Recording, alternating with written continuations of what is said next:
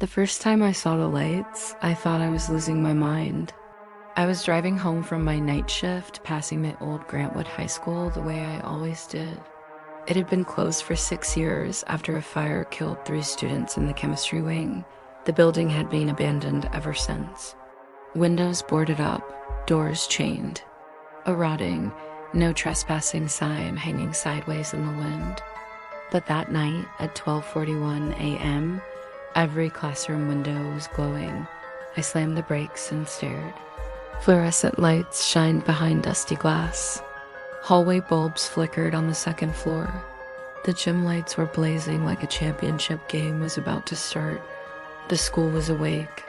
I told myself it had to be squatters, or a movie crew, or maybe the city had started renovations and forgotten to put up a notice. But as I sat there watching, I saw movement. Silhouettes passing the windows. Too many. Too organized. They were walking in straight lines. The next night I came back with my phone camera. Same time, same lights. I recorded everything. The parking lot was empty. No cars, no generators, no workers. But inside, the halls were alive. You could see shadows moving past lockers, teachers writing on boards, figures sitting in desks. I uploaded the video to a local Facebook group. The comments flooded in. That place is condemned.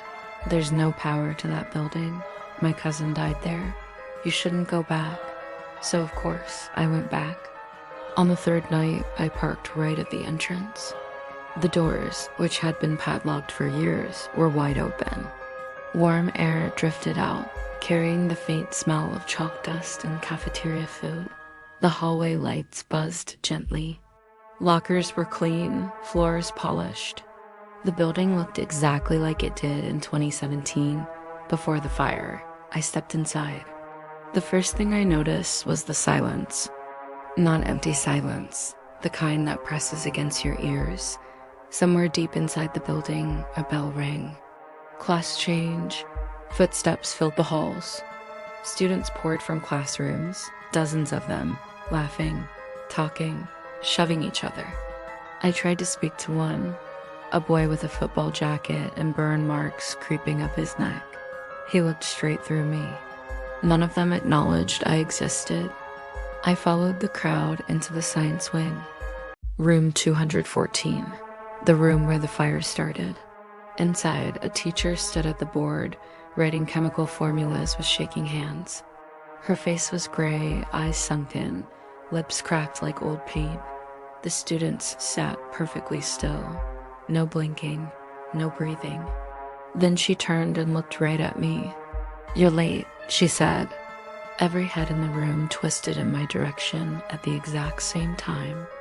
Their eyes were burned, blackened, hollow. I ran. The halls were changing, lockers melting, walls blackened with soot. The bell rang again, louder, closer inside my skull.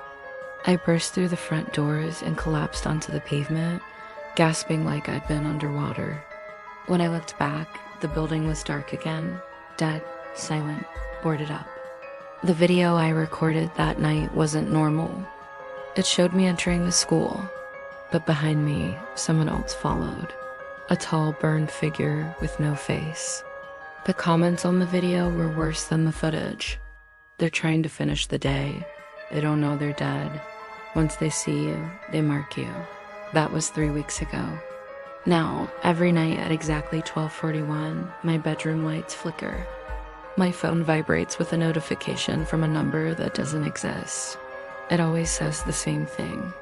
Class is about to start, and somewhere down the street, Grantwood High is open again.